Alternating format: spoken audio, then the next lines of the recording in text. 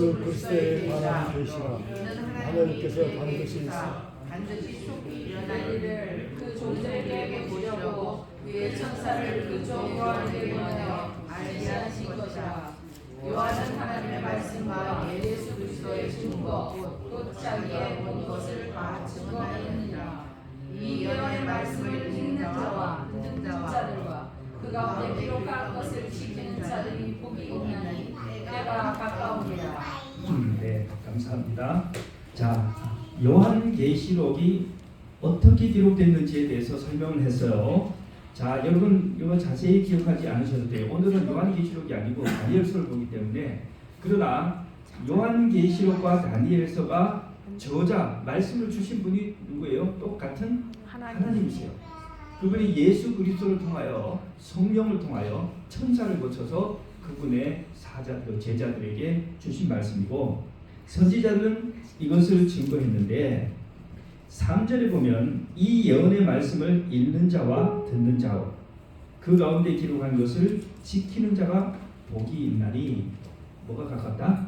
때가 가깝다 그랬습니다. 자, 이 때는 무슨 때일까요? 재림. 마지막 때. 예, 재림의 때 맞습니다. 우리가 정확하게 말하면 마지막 때입니다. 마지막 때. 자, 그러면 여러분 성경에서 마지막이라고 한 말이 제일 많이 나온 데가 어딜까요? 다니엘도 마지막 때 마지막에 대해서 많이 나오고. 예, 다니엘서가 마지막 때라고 하는 말이 제일 많아요. 예, 다니엘서는 마지막이라는 말이 8번 나오고 요한계시록에는 마지막이라는 말이 6번밖에 안 나와요. 그처럼 이 우리가 배우는 이 다니엘서는 정말로 세상 마지막에 살아갈 성도들을 위해서 하나님께서 주신 책인데, 물론 요한계시록보다는 더 뭐가 있냐면 더 과거에 구약 시대부터 예언이 계속되기 때문에 우리가 보기에는 많은 예언들이 다니엘의 예언이 과거이긴 하지만 여전히 현재와 미래 마지막에 대한 예언을 담고 있습니다. 자, 이 예언의 말씀을 읽는 자들과 듣는 자들과 그 가운데 기록한 것을 지키는 자들이 복이 있나니 때가 가까우니라. 그래서 우리가 예언을 공부하는 이유가 바로 그것입니다. 우리 그리스도인들이 올바른 길에 우리가 지금 서 있는지, 그리고 우리가 바른 목표를 향해서 지금 가고 있는 것인지, 그리고 우리가 지금 하고 있는 이 일들이 올바른 일들인지, 우리는 이것을 통해서 알게 되는데요. 하나님께서 우리를 인도하시는, 직접 인도하시는 것이 두 가지가 있습니다. 하나님이 우리를 인도하시는 것이 여러 개가 있는데 모든 사람에게 계시는, 자, 계시를 우리가 많이 얘기하는데 이 계시는 모든 사람에게 주신 것이 아니고 일부 사람에게 주신 거예요. 하나님께서 우리를 인도하시는 것은 이 계시 말고, 이 계시는 모든 사람 우리가 받을 수가 없잖아요. 그러니까 이거는 좀 특별한 거니까 빼고 우리가 모두 다 받을 수 있는, 우리 모두에게 하나님이 주시는 그분의 인도 두 가지가 더 있어요. 뭐가 있을까요? 성경과 천연계. 성경과 천연계는 이제 계시의 일반 계시에 속한다고 보고요. 하나님이 우리를 인도하시는 거 있잖아요. 이리가 저리가 이리 해. 성경도 계시로. 성경도 계시에 포함된다고 하고요. 자, 예언입니다. 예언이 하나님이 우리를 인도하시는 거고, 또 하나는 말씀인데 조금 더 구체적으로 하면 율법입니다. 율법은 매일 우리에게 뭐라고 해요? 하라와 말라를 얘기합니다. 하라, 그 다음에 말라. 여러분들 이거를 잘 순종하셔야 돼요. 제가 지금까지 공부를 했던 이스라엘의 왕들의 역사가 다 뭐냐면은 그들이 평소에 하나님의 율법에 하라 말라를 성경대로 만홀히 여겼다. 가볍게 취급했다. 사사기에는 사람마다 자기 소견에 옳은 대로 행하였다고 했어요. 여기에 한 20명, 30명의 사람들이 있어 생각이 다 틀립니다. 그러니까 뭐 할 수 있어요? 각자의 자기 생각대로 행동할 수 있어요. 그러나 뭐에 대해서는 하나님의 율법에 대해서는 우리가 자기 소견대로 자기 판단대로 할 수가 없는 겁니다. 그거는 하라와 말라. 자, 두 번째가 뭐라고요? 예언입니다. 예언을 통해서 하나님께서는 각 개인적인 예언도 있었지만 예전에, 그러나 전체적으로 예언은 교회 전체에 주신 하나님의 백성을 집단적으로 인도해 가는 과정이에요. 예. 그래서 여러분 이 예언에 주의하셔야 됩니다. 과거에는 유대교가 뭐였어요? 하나님의 진리 교회였어요. 구약 시대에는 유대교가 뭐였어요? 하나님의 진리 교회였어요. 그러나 예수님께서 오신 이후에는 유대교는 뭐가 됐어요? 유대교는 이단이에요. 유대교는 이단이 되고 누가 진리교회예요? 그리스도교회. 예수님을 따르는 제자들의 초대 교회가 진리교회입니다. 그 다음에 초기에는 천주교가 뭐래요? 천주교가 기독교를 대표해요. 엉터리가 많았지만.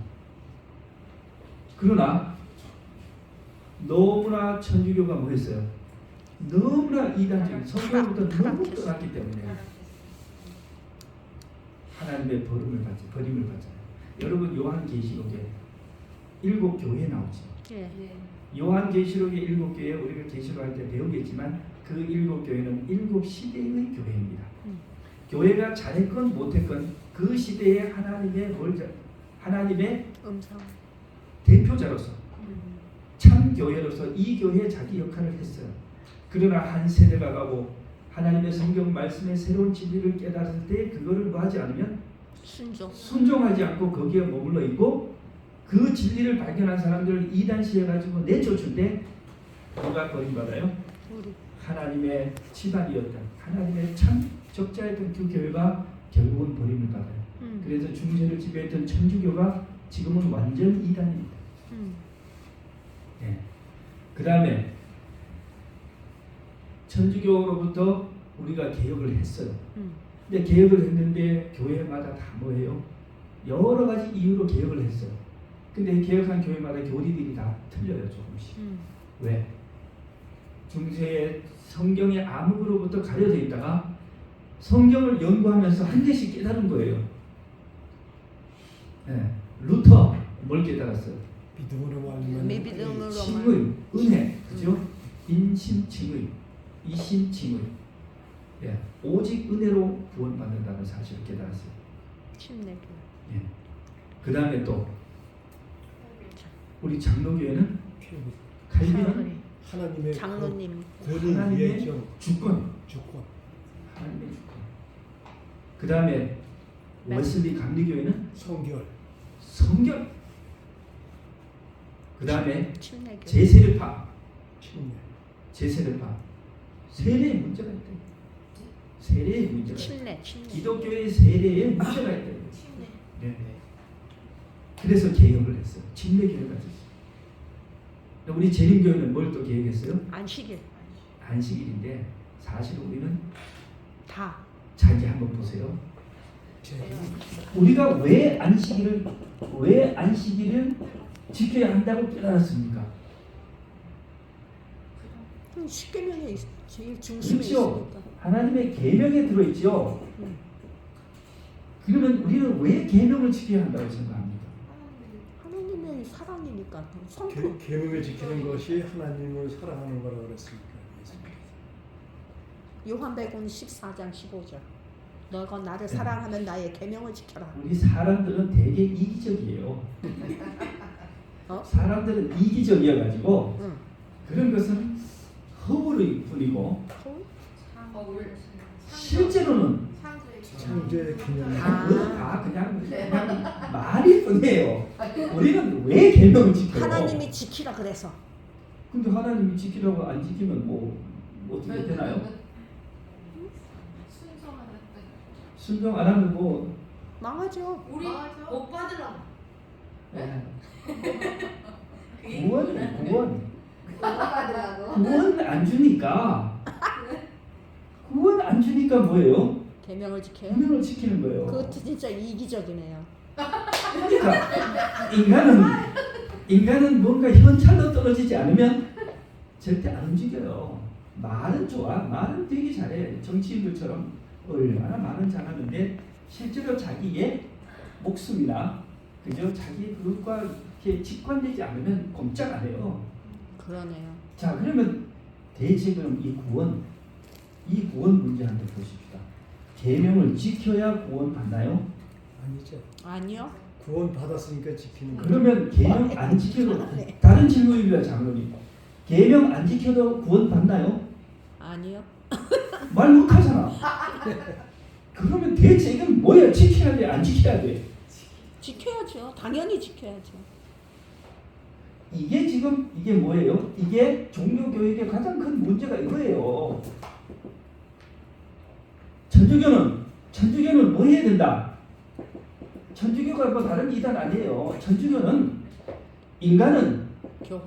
행위가 있어야 된다. 구원 받으려면.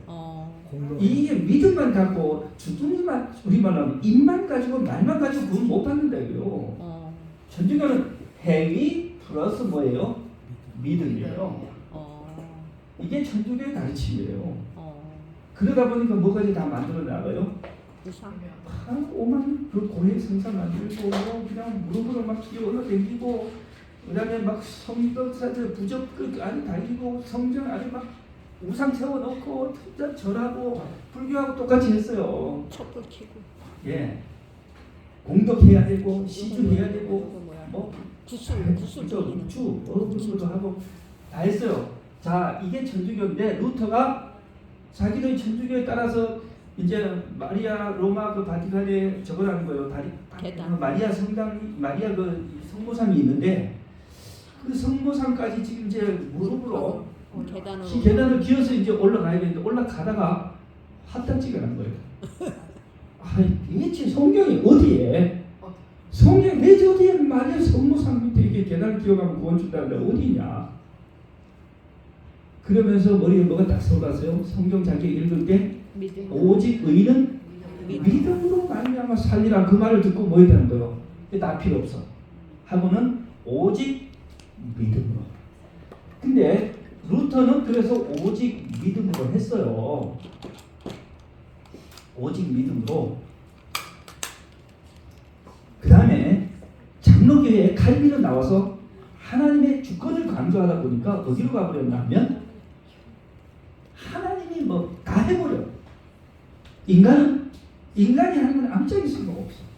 오늘 내가 막 예수님 영접하고 침례받고 구원을 확신한 걸 알고 보니 내 DNA에 이미 하나님이 예정했다, 입력 다 했더라 이거예요. 그러고 보니까 인간의 하나님의 주권은 엄청 커졌는데 구원에서 인간의 역할이 하나도 없어져 버렸어요. 하나도 없어져 버렸어요. 그러니까 뭐가 되냐? 구원받았다고 하는 사람이 행실이 오만 타락을 하는 거예요. 여기는 오직 믿음으로 행위마다 행위 필요 없다, 율법 필요 없다 이래도.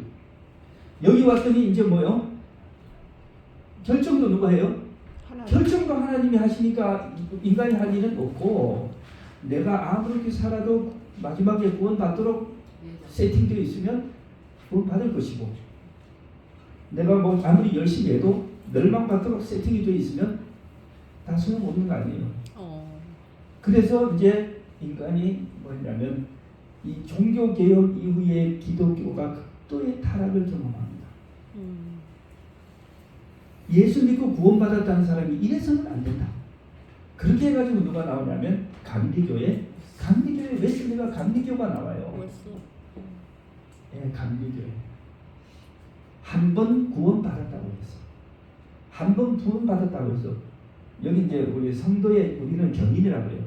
성도의 견인이라고 하는데 캘빈에서는 신학적으로 견인차 알죠? 자기는 이렇게 앵붕붕 하고 운전하지 않아도 앞에 뭐가 있어요? 견인차가 끌고 간다. 견인차가 끌고 가니까 우리가 한번 구원 받았으면 영생 간다. 천국까지 끌고 간다. 견인차가 끌고 가요. 어. 그게 하나님 예수 그리스도의 은혜가 그거예요. 하나님의 주권이고. 그러니까 나는 그 견인차 안에 타가지고 뭐 할 필요 없어요. 아무것도. 내비 보고 브레이크 밟고 막 이거 할 필요 없는 거죠. 음. 가는 대로 있으면 되죠. 그래서 이게 뭐가 좋냐면은 이걸 자기가 구원받았다고 확신한 사람은 미치듯이 좋은 거야. 그냥 안심교인하고 장로교인을 비교해보면 안심교인들은 이거 구원받았는지 안 받았는지 이 구원받은 사람이 이렇게 이 반응이 없어가지고 안 된다 이거죠. 근데 왜 그래요? 이 감리교회도 비슷해요. 우리하고. 여기에 뭐가 있냐면은 하나님의 주권도 강조하지만 인간의 의지라고요. 하나님의 주권, 인간의 의지, 자유의지가 반드시 인간의 자유의지 일단 협조해야 돼. 매우 연약하지만 인간은 뭐 할 수밖에 없어요. 인간은 선을 향할 것은 힘은 없어요. 그러나 적어도 뭐는 해야 돼. 순종. 이 결정, 선택. 이 결정이 누가 할 일이다? 나에게. 인간이 하는 거죠. 선택. 네, 결정, 즉 선택. 우리는 하나님을 선택할 수도 있고 이 순간 사단을 선택할 수도 있다 이거예요. 그러니까 하나님을 선택하면 우리가 선을 행할 힘은 없어요. 하나님을 선택하고 하나님 도와주세요 하면 하나님께서 성령 보내시고 천사를 보내셔서 우리가 이 연약한 육신으로 그의 뜻을 행할 수 있도록 해주신다 이거예요. 이게 뭐예요? 이게 이제 감리교가 이제 요한 웨슬레가 기독교의 회개를 요청하면서 시작한 거예요. 자, 이렇게 되니까 다시 하나님의 계명이 필요해요, 안 해요? 필요해요. 필요한 거예요. 이 단계에서는 하나님의 계명이 오히려 뭐예요? 번거롭고 거추장스럽고 해서는 안 되고 이랬는데 이렇게 와 보니까 하나님의 계명에 대한 인간의 태도 이게 굉장히 중요하게 됐어요. 제가 다시 질문하지만 계명을 지켜야 구원받습니까? 자신 있게 아니요 그러지만 계명을 안 지켜도 구원받을 수 있습니까? 하면은 거기도 대답 못해요. 근데 선악과로 가면은 대답할 수 있어요. 하나님이 분명히 선악과를 먹지 말라고 먹으면 죽는다 그랬어요. 그렇죠. 그러니까 그게 우리의 선택이고 결정이잖아요. 인간이 선택을 했어요. 예. 그렇죠? 근데 구원은요. 구원은 하나님께서 주시는 전적인 은혜거든요. 아멘. 100%. 음. 100% 전적인 은혜가 바로 여기에. 그 자, 인간의 여기로, 예. 행위로 짠신 한 올도 없이 맞아요. 전적으로 은혜로만 100% 은혜로만 구원받는데 맞아요. 목사님 말씀하신 것처럼 그러면 구원받은 사람이 그러니까 거듭난 사람이 그러면 계명을 꼭 지키고 온전해야만 아니요. 구원받을 수 있느냐? 아니요. 그건 너죠. 예, 그건 그건 예. 너예요. 그리고 우리가 그 온전히 계명을 지키는 것도 성령의 능력이 아니면 성령의 할수 은혜가 없어. 아니면 할 할 수 수가 없어. 없는 겁니다. 아멘. 아멘. 그래서 인간이 뭐가 있냐면 양면성이 있어요. 양면, 동전. 예. 인간이 본질이 양면적이에요. 이중적이고 양면적이에요. 이 논쟁은 오늘 우리가 하는 논쟁이 아니고 바리새인들이 이미 하던 논쟁이에요. 바리새인 시대에 그들이 하던 논쟁이에요. 그거를 우리는 지금까지 가져와서 또 뭐 하는 거예요? 또 논쟁을 해요. 왜? 그것이 인간의 본질이기 때문에 그래요. 그래서 우리 재림교회는 감리교, 침례교, 예, 여기서 행위라고 표현은 하지 않아요. 여기는 뭐라고 하냐면은 믿음과 그 다음에 인간의 의지라고 해요. 예, 믿음과 인간의 의지. 예. 그래서 하나님이 인간의 의지가 없이 하나님이 모든 걸 다 정해놓았다면 예를 들어 하나님이 하와가 선악과를 따먹을 것도 이미 예정해 놓으셨다면 하나님이 하와를 야단칠 수 있어요, 없어요? 야단칠 수 없죠. 없지요. 하나님이 어쨌든 하와가 선악과를 따먹고 멸망하도록 창조해 놓으셨다면, 예정해 놓으셨다면 그 직접 범죄의 잘못은 책임자가 누구예요? 하나님이세요. 자, 여러분, 사탄이 원래 저 나쁜 시커먼 천사였어요? 아니요. 완전한 영광스러운 찬란한 영광스러운 천사고 하나님의 천사장으로 그렇게 창조됐는데 중간에 자기가 뭐였어요? 교만해서 타락해가지고 지극히 높으신 자와 비그리졌다. 그렇게 하다가 반역을 일으켜서 사탄이 됐잖아요. 이 지상으로 쫓아났어. 그 사탄도 그렇게 얘기할 수 있어요. 나도 예정되어 있었으니까. 나도 영광스럽게 창조되어 있었지만 타락할 것이 예정되어 있었으므로 이렇게 됐습니다. 이렇게 하면 안 되잖아요. 하나님 불공평하지. 하나님은 공평하신 분. 우리에게 선택권을 주셨어요. 선택의 자유 의지를 주셨고 우리가 나중에 심판받는 것은 연약해서 심판받는 게 아니에요. 우리가 주님의 뜻을 선택하지 않은 데 대한 책임을 지는 것입니다. 아멘. 예. 자, 그렇게 해서 이제 이 안식일은 하나의 작은 문제, 10개의 계명 속에 포함되어 있는 하나의 계명입니다. 물론 중요하죠. 비중도. 그리고 크게 보면 하나님의 계명과 율법이에요. 이것은 인간의 뭐와 연관되어 있다? 구원과 연관이 되어 있다. 네. 자, 이 구원 문제는 종교 개혁 여기와도 이게 연관이 되어 있어요. 그래서 오늘 우리가 예언을 공부한 성경을 공부하는 것은 단순히 세상에 내년에 무슨 일이 생길까? 라고 점쟁이처럼 점치려고 하는 것이 아니고, 그죠? 우리가 이 구원의 길을 우리가 가는 데 있어서 하나님과 협력해서 우리가 가야 할 바른 길을 선택하기 위해서 하는 겁니다. 자, 다니엘은 뭐에 대한 책이다? 다니엘은 예언. 종말에 대한 책입니다. 제가 참 이거 하다가 좀 연구하는데요. 예언과 율법. 이것이 하나님이 오늘도 우리를 뭐하시는 직접적으로 인도하시는 두 개의 수단입니다. 그래서 저는 많은 재미교육이 그래요. 우리는 율법은 있으니까 이제 예언만 신경 쓰면 되겠네요. 그렇지 않아요.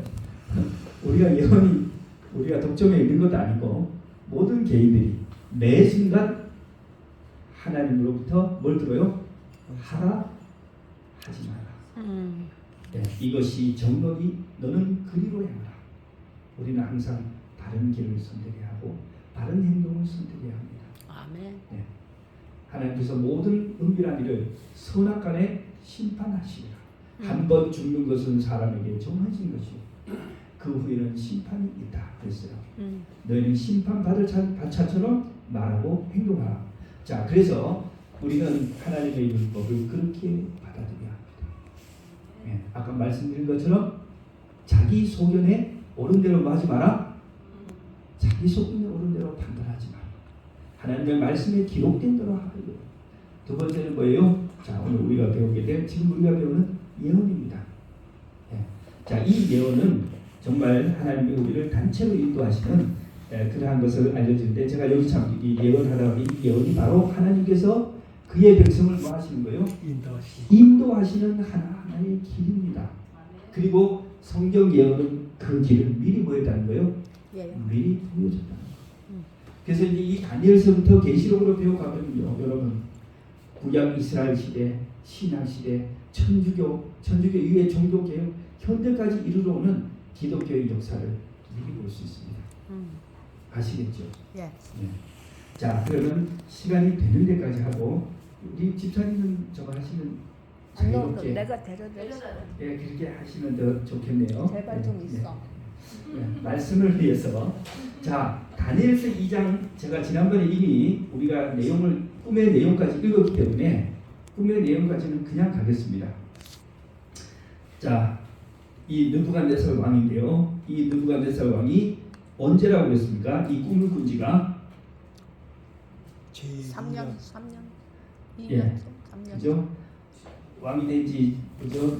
제2년인데 우리가 그냥 603년 정도로 기원전 603년 이때 이제 꿈을 꿨는데 자 여기 보시는 것처럼 이런 신상을 그저 보았다 이겁니다. 그런데 왕이 그 꿈을 잊어버려 가지고 막 박사술객들을 막 전장이들을 불러서 맞추라고 하니까 아무도 못 맞췄어요. 그러니까 왕이 화가 나서 다 죽이라고 그랬더니 나중에 누가 다니엘과 그의 세 친구들이 등장합니다. 그들이 기도하고 하나님께 그렇게 했더니 이 하나님께서 다니엘의 꿈에 이 느부갓네살 왕의 꿈을 그대로 보여줬습니다. 자 다니엘이 이제 왕아 되셨어요. 다니엘 2장 36절에 38절인데 이게 좀 제가 남의 걸 카피를 해왔는데 좀 글자가 작아서 죄송합니다. 다니엘서 2장 앞에 성경이 있으면 펴놓으시고 보시면 되겠습니다. 자 다니엘이 이제 왕에게 그 꿈을 다 얘기했는데 그 꿈을 한번 읽어볼까요? 다니엘서 2장 31절 왕이여 왕이 한 큰 신상을 보셨나이다.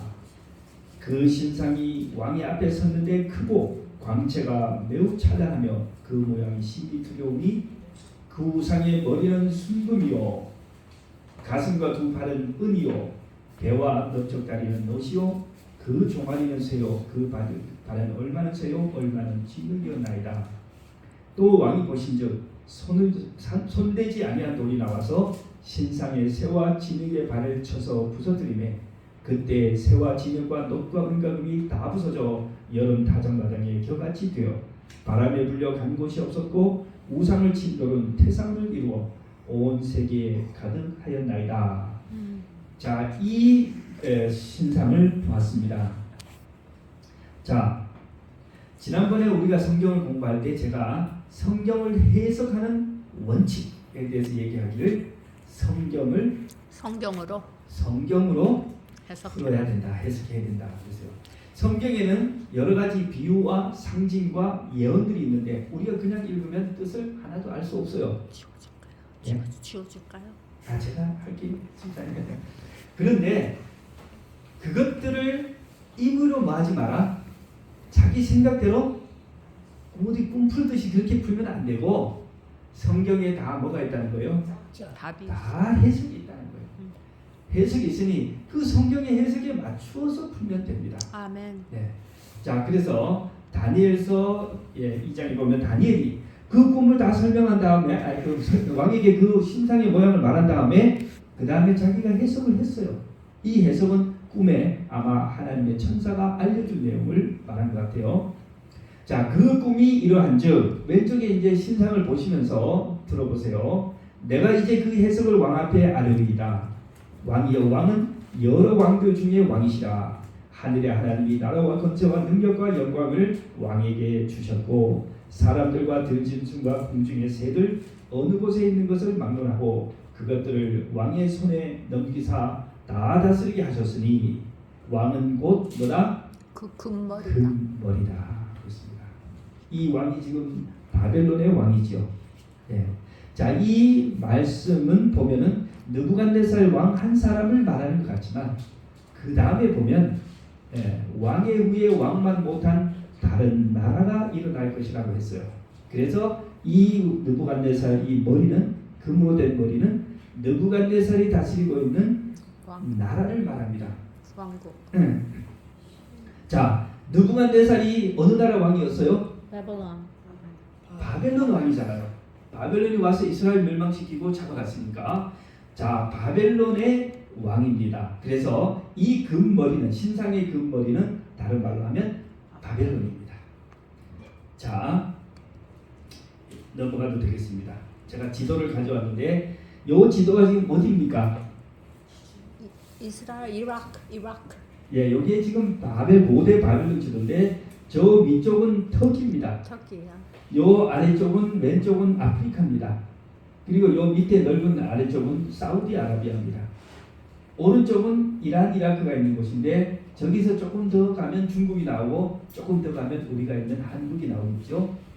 자, 조기. 지금 저 중간에 짙은색으로 되어 있는 저기가 고대 바빌론이 영토를 확장했을 때의 모습입니다. 넓긴 넓다. 예? 넓어요. 금 색깔이요? 아니 빨간색. 가운데 약간 어둡게 되어 있는.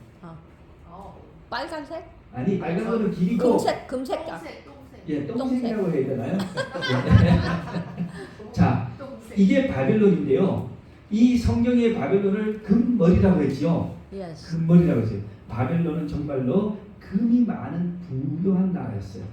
아주 화려하고 찬란한 왕인데 나라였는데 성경에도 그러고 역사적으로 그렇습니다. 성경에는 바벨론을 금잔이라고 불렀어요. 예. 여기 다니엘서 3장의 이야기를 보면은 느부갓네살 왕이 금으로 큰 신상을 만들었는데 이 높이가 60규빗이라고 했는데 60규빗이면 높이가 얼마나 됩니까? 1규빗이 40cm에서 50cm니까 30m가 조금 덜 돼요. 30m가 못 되는 이 넓은 뭐예요? 이 높고 큰 신상을 전부 뭘로 만들었어요? 금으로. 정금으로 만들었다니까요. 근데 엄청나게 금이 많았을 뿐 아니라 여러분들 그 인류의 그 역사를 보면은 청동기 시대가 있고 철기 시대가 있는데 그 당시에 아직 철기와 청동기는 발명이 안 됐어요. 그래서 대부분이 금속들이 이제 금, 그죠? 그리고 그러던 시대. 자, 그렇게 해서 이 금의 나라, 그리고 제가 오늘 이제 여기 좀 보여드리려고 하다가 그 비디오를 너무 내용이 길어서 안 가져왔는데 고대 바빌론을 이제 복원하면서 고고학자들이 설명했는데 그 화려하고 그 규모가 정말 엄청나게 크고 아름답습니다. 예, 정말 천하 만국의 모든 보물을 다 갖다가 그 바벨론 새로운 도시를 만들어 가지고 거기를 다 했는데요. 정말 그 당시의 모습을 지금은 칙칙해요. 지금 복원해 놓은 것은 칙칙한데 그 당시의 컬러를 살려 가지고 만들어 놓은 이 상상도를 보면요. 정말 으리으리하고 찬란하게 그지 없습니다. 그 자기 그 부인이 저 어디 그 바다가 있는 그 강이 있는 곳에서 뭐 했냐면 시집을 왔는데 여기 바벨론에 오니까 느부갓네살 왕이 여기는 사막이어가지고 부인이 날마다 고향 향수병이 걸려가지고 괴로워하니까 부인을 위해서 뭘 하냐면 진짜 이 부인은 물이 많고 막 이 숲이 우창하고 아름다운 그 초목이 많은 곳에서 시집을 왔거든요. 그래가지고 그걸 재현하기 위해서 바벨론 시내 한복판에 공중정원이라고 하는 큰 정원을 실제로 만들었어요. 그렇게 아름다웠답니다. 고대 세계의 7대 불가 사이에 들어가는데, 자, 이 바벨론이 그렇게 오래 가지는 못해요. 곧 바로 느부갓네살 이후에 불과 한두 번, 두세 번 왕이 지나면서 바로 멸망을 하고 어느 나라로 들어서냐? 다른 나라로 들어서는데 다니엘은 뭐라고 했어요? 가슴과 두 팔은 뭐다? 은이요. 은이라고 그랬어요. 은으로. 그러면서 그것을 다시 해석을 했어요. 그죠? 그 뒤에 39절의 해석을 보니까 왕을 뒤이어 왕보다 못한 다른 나라가 일어날 것이요. 그래서 아까 말씀드린 바벨론이 멸망한 그 자리에 다시 들어선 나라가 어느 나라일까요? 바벨론을 멸망시키고 등장한 나라. 메데 페르시아. 메데 페르시아. 우리 여러분들 메디아는 잘 모르지만 페르시아를 잘 알겠죠? 예. 자, 원래는 두 나라였어요. 메디아 페르시아가 형제 나라인데 연합을 해가지고 바벨론을 멸망시키고 그리고 나서 나중에는 이 페르시아가 커가지고 메디아를 할아버지 나라를 이렇게 병합을 시킵니다. 자, 그렇게 해서 이제 페르시아가 다시 이제 커졌는데 이것이 페르시아의 영토입니다. 아까 바벨론이 있던 자리를 다 집어삼키고 바벨론보다 더 뭐했어요? 커졌어. 더 커졌어요. 동쪽으로는 어디까지 왔냐면 인도까지 왔어요. 저 위에는 중국입니다. 인도, 중국. 아래쪽에는 이집트를 다 먹었어요. 위쪽으로는 그리스까지 갔어요. 예. 자, 여러분 그 페르시아는 역사적으로 은혜 나라라고 해요. 왜 그러냐면 이 페르시아가 막 아시아, 아프리카, 유럽에 이르는 거대한 대륙을 차지하고 이제 무역을 하잖아요. 그리고 세금을 걷잖아요. 그런데 그때 페르시아가 이 넓은 국제적인 무역을 하기 위해서 처음으로 뭘 하냐 은으로 화폐를 만들었어요. 그래서 우리가 그저 동전을 뭐라고 해요? 은전이라고 하잖아요. 그죠? 은전. 은전이라고 하는 말이 저기서 시작하는데요. 이 페르시아는 전그 무역도 은으로 했을 뿐 아니라 세금을 은으로 걷었습니다. 은으로. 그러니까 그 은으로 하니까 좋지요. 왜? 지금 이제 달러로 하고 인민폐로 하고 한국 원으로 하고 나라마다 틀리니까 환율 계산도 막 복잡하고 막 그러잖아요. 그냥 거기는 지정은제, 그래서 은으로 딱 정했어요. 그러니까 어디 가도 딱 똑같은 화폐를 쓰니까, 은제를 쓰니까 뭐예요? 가격이 딱 일률적으로 정해지잖아요. 자, 그래서 페르시아를 은의 나라라고 해요. 근데 이 성경에는 페르시아가 등장하기도 한참 전에, 그죠? 이미 뭐였어요? 다니엘은 은의 나라로, 그죠? 했어요. 자, 바벨론이 멸망하고 들어선 그 자리에 들어선 페르시아. 그 다음에 세 번째 나라를 보겠습니다. 배와 넓적 다리는 뭐다? 노시오. 노시다. 노는 우리말로 구리죠. 구리. 브랑. 네, 구리로 만들었어요. 그 다음에 저기 다니엘이 39절에 해석하기를 셋째로 놋 같은 나라가 일어나서 온 세계를 다스릴 것이며 그랬어요. 자, 이 놋 같은 나라가 무슨 나라예요? 헬라, 그리스. 그리스예요. 그리스는 페르시아를 무찌르고 뭐 한 거예요? 페르시아를 멸망시키고 그 나라를 확장했어요. 참, 여러분 한번 생각해 보세요. 페르시아는 이렇게 멈추기 크고요. 그리스는 저쪽에 있는 조그만. 정말 콩알만한 나라예요. 지금도 그리스는 조그만해요. 작은 나라예요. 원래 그런 작은 나라라도 뭐가 안 되냐면 통일이 안 돼가지고 그리스 그 저기는 뭐냐면 도시 국가예요. 몇 개의 도시가 서로 동맹을 맺어가지고 뭐 하고 있어요? 민주주의를 버티고 있었는데 거대한 페르시아가 와서 그리스를 몇 번이나 침공을 해요. 근데 어떻게 됐을까요? 그리스가 그걸 다 막아내요. 이 막 페르시아의 함선들이 막 바다가 새카매 앞에 안 보여. 그렇게 오는데 그리스가 어떻게 그거를 막아냅니다. 여러분 잘 아시는 거 있죠? 마라톤. 마라톤이 그 무슨 얘기예요? 전쟁 승리 정보 승리 정보. 페르시아하고 붙었거든 전쟁에. 근데 누가 이겼어요? 페르시아를 막아낸 거예요. 그 몇 명 안 돼 군사가 말도 없어. 그러니까 이제 남아있는 이 병사가 뭐 하러 가요? 승리의 소식을 자기 그 성에 전하러 가는데 맨발로 달려갑니다. 말이 없어서. 맨발로 달려가는데 몇 킬로를 달려간다고? 42.195km를 달려갔어요. 그리고 아테네 시민들에게 우리가 이겼다 말하고 죽었어. 쓰러져 죽었어요. 그게 오늘날 마라톤의 기원이 되잖아요. 올림픽 그리스에서 시작한 거예요. 네. 그 이기면 월계관 쓰고 이게 다 그리스에서 만들어 놓은 거예요. 자, 그런데 이 그리스가 그 작은 몇 개의 도시 공동체가 이 거대한 곰같이 거대한 누구를 이 페르시아를 막아내요.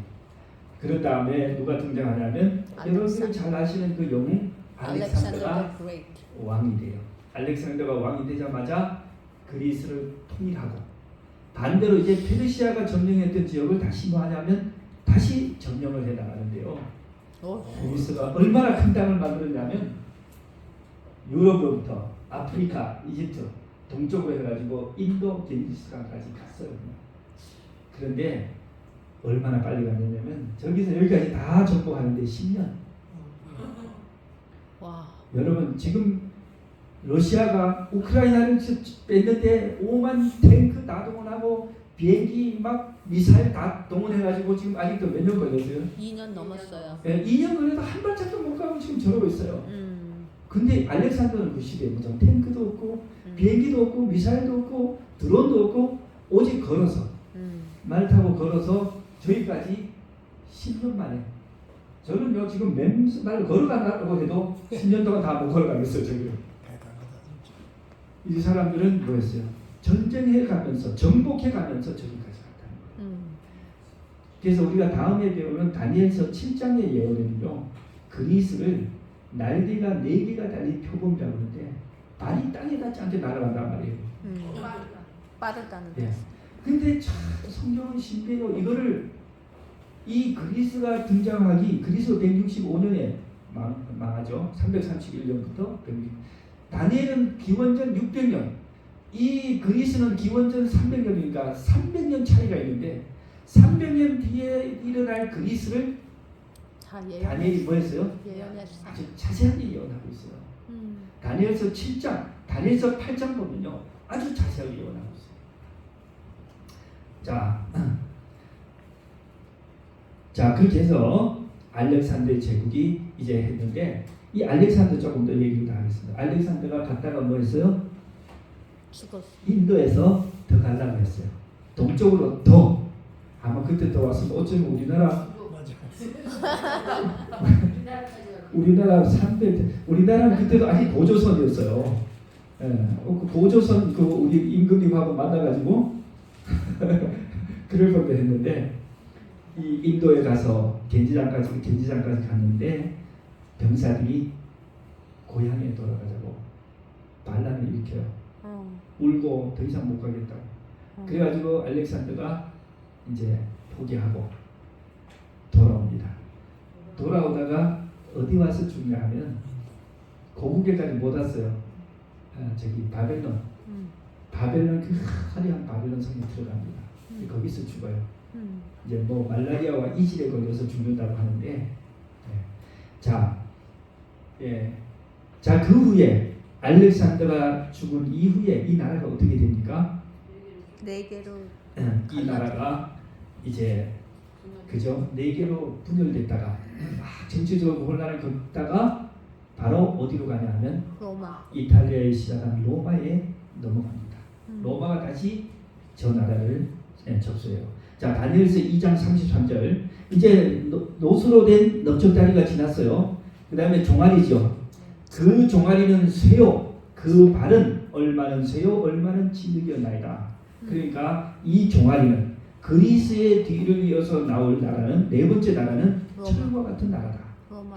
근데 그리스는 뭐냐면 청동기 문명의 그 나라입니다. 청동기 문명이 그때 꽃을 피워가지고 그리스는 청동기로 무장을 했어요. 네. 그런데 로마 시대에 드디어 뭐가 되면 철기 문명이 시작돼요. 그러니까 로마 군인들은 철기로 무장을 합니다. 그러니까 철이 강해요, 노시 강해요. 철이요. 노는 그죠? 엿가락 같잖아요, 그죠? 힘이 없고 그냥 휘어지고 그러잖아요. 철이 강하죠. 40절 여기 다니엘의 해석입니다. 넷째 나라는 강하기가 쇠 같으니, 철 같으니, 쇠는 모든 물건을 부서뜨리고 이기는 것이라 쇠가 모든 것을 부수는 것 같이 그 나라가 문나라를 부서뜨리고 빻을 것이며 지을 것이며, 그 나라가 이 네 번째 나라는 지는 법이 없어요. 무조건 전쟁을 하면 다 이기는 거예요. 네, 그 나라가 바로 로마였습니다. 로마는 다시 뭐 했어요? 저걸 알렉산더 죽은 이후에 그죠? 그 나라를 다 점령했는데 조금 방향이 동쪽으로 안 오고 서쪽으로 더 가요. 여기 보면은 역사가 에드워드 기본스라고 하는 사람의 그 로마 제국 쇠망사라고 하는 그 책이 있는데 그 책 3권에 이렇게 기록합니다. 기원전 168년 6월 22일 알렉산더 사후 144년이 되던데 드디어 알렉산더의 제국은 로마에 의하여 피드나 전투에서 멸망하였다. 공화국의 군대는 로마이죠. 로마의 군대는 빠르게 진군하여 그 나라들과 왕들을 나타내는 금과 은과 노새 우상들을 철의 제국 로마에 의하여 연속적으로 끼워졌다. 그렇게 했어요. 그냥 이 기본서는 우리 뭐 목사도 아니고 신학자가 아니죠. 그냥 역사가가 기록했는데 정확하게 다니엘서와 일치합니다. 자, 로마의 영토입니다. 자, 로마도 참 나라를 키웠죠. 자, 동쪽으로 터키, 지금 현재 이스라엘 이쪽이죠. 북아프리카 전체. 그다음에 스페인과 그죠, 남유럽과 유럽, 북유럽 저쪽에 영국까지, 그죠, 터키죠, 그리스, 이탈리아도 전체를 다 해서 지중해를 로마의 호수다 그랬어요. 지중해는 로마의 호수예요. 나라가 너무 커가지고 그래서 당시 다 했어요. 이 로마가 다스리던 시대에 팔레스틴, 이스라엘에 누가 태어났어요? 예수님이 태어났어요. 그래서 예수님이 이 땅에 태어날 때 이스라엘은 독립된 나라를 가지고 있지 못했고 로마의 속국으로 식민지로 있었어요. 예수님께서 십자가에 달릴 때도 그 재판을 누가 해요? 로마. 빌라도가 하죠. 이 빌라도는 유대인이 아니죠. 로마 총독입니다. 왜? 로마가 저 지역을 관할하고 있었어요. 유대인은 로마의 식민지였기 때문에 빌라도는 로마의 총독입니다. 우리로 말하면 조선 총독부 있었잖아요. 조선 총독부에 와 있는데 뭐 했다는 거예요? 조선인의 밀란 사건을 조선 총독부가 총독이 재판하죠. 예, 그래서 유대인들도 그 자기들이 직접 예수님을 죽이지 못하고 어디로 끌고 가요? 로마. 재판정을 끌어가서 로마에 막 갖다 맡겨요. 그러니까 로마에서 빌라도가 이제 재판해가 죄 없다고 살려주다 보니까 안 된다고 뭐 죽여야 된다고 하니까 이제 밀란이 날 걸 두려워해서 들어주죠. 그렇게 하고 십자가를 하는데 그때 누가 군인들이 어느 나라? 로마 군인들이에요. 사형 집행관이 다 로마인들이죠. 로마 군인들이 예수를 끌고 골고다까지 가서 거기에 십자가를 못 박고 죄표를 써붙여요. 나사렛 예수 유대인의 왕 하고 써붙이고 그랬잖아요. 자, 그렇게 해서 이 로마 시대 로마는 정말 아주 강력하고 정말 그런 나라예요. 예. 현대 우리가 알고 있는 모든 제도가 거의 다 로마에서 나왔다고 보시면 됩니다. 법 로마에서 나왔다. 달력. 예, 달력 로마에서 나오고 뭐 하여튼 군사, 정치, 경제 뭐 대단히 많은 것들이 다 로마가 만들어 놓은 것이에요. 예. 자, 그래서 이제 로마가 뭐예요? 성경의 다니엘은 굉장히 강력한 철의 나라로 묘사하는데 특히 예수님도 로마 군인에 의해 죽었지만은 예수님의 12사도도 다 누구에게 의해 죽었어요? 로마. 저기 전도하겠다고 저기 돌아다니면서 다 로마에 의해 다 죽었어요. 초대교회 그 밖에 다 어디서 일어났어요? 다 로마에서 일어난 거예요. 많은 그리스도인이 순교의 피를 흘렸는데 한 명을 죽이면 몇 명이 태어나고 한 명의 크리스찬을 죽이면 10명의 새신자가 태어나고 아멘. 10명이 죽이면 100명이 태어나고 그래가지고 로마가 죽이다가 뭐였어요? 지쳤어요. 아, 이제 지쳐가지고 뭐였어요? 우리도 기독교를 공인해주죠. 콘스탄틴 황제가 기독교 이제 불법 종교 아닌 합법 종교. 그리고 나서 불과 몇십 년 더 있다가 기독교는 로마의 국교라고 만들었어요. 물론 그때부터 뭐가 시작되면 천주교회가 시작돼요. 각자가 탄생하는데 어쨌든 그렇게 됩니다. 자, 오늘 시간이 나가서 여기까지 하고 네. 그 뒷부분은 다음 아주 이 장을 마무리 지으시죠. 이 장을 마무리 아주 중요한 게 많이 나오면서 감동이 그래요? 많습니다. 내일 내일 오후에 할까요? 예. 내일 오후에 하겠습니다. 예. 예. 자, 그러면 기도. 예, 기도하고 마치도록 하겠습니다. 하늘에 계신 아버지 하나님, 일주일 동안 저희들과 동행해 주시고 우리의 모든 영적, 육적 필요를 채워주시고 동행하시고 보호해 주셔서 감사합니다. 아멘. 오늘도 이렇게 귀한 안식일 시간을 주셔서 주님 앞에 나와서 오랫동안 덮여있던 책 다니엘서를 펼치고 계시록을 펼쳐서 하나님의 이 시대를 위한 하나님의 뜻이 무엇인지를 우리가 볼 수 있게 해주셔서 감사합니다. 아멘. 아버지 하나님, 우리는 참으로 무지하고 우리는 참으로 연약합니다. 하나님, 우리가 성경 말씀을 펼칠 때 성령께서 함께 하셔서 우리에게 깨우침을 주시고 아멘. 혹여 우리가 인간의 편견과 교만으로 인해서 진리를 잘못 이해하거나 또는 중요한 교훈을 놓칠 수 있사오니 하나님 함께 하셔서 성령께서 도와주셔서 우리가 바른 진리를 따르게 해 주시옵소서. 아멘. 아버지 하나님, 오늘 이 자리에 참여한 아들과 딸들을 굽어 살피시고 이 마지막 시대에 개인들을 위한 하나님의 뜻 그리고 우리 교회를 위한 하나님의 뜻을 발견하게 해 주시고 아멘. 주님 안에서 복과 의미 있는 행복한 삶 살 수 있도록 도와주시옵소서. 아멘. 내일 안식일 또 주님 저희들 모든 성도들이 이곳에 모이게 도와주시옵시고 또 우리 새로 주님을 이제 찾기 위하여 오는 여러 영혼들이 있사오니 어린아이로부터 어르신에 이르기까지 주님 붙들어 주시고 성령께서 도와주셔서 믿음을 갖게 하시고 영원한 천국을 발견할 수 있도록 도와주시옵소서. 아멘. 모든 말씀 예수님의 이름으로 간절히 기도합니다. 아멘.